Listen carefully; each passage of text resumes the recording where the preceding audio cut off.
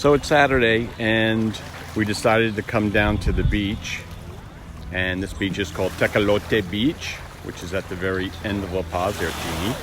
We set up our little Tommy Bahama beach chairs and umbrella, and this beach is actually really, really nice. I am going to tell you one thing though.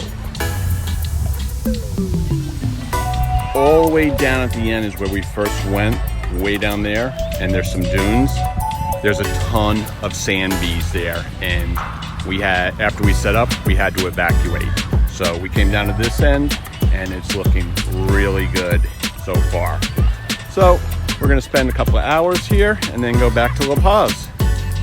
How about this? Ice cream man who sells in the water. That's a first.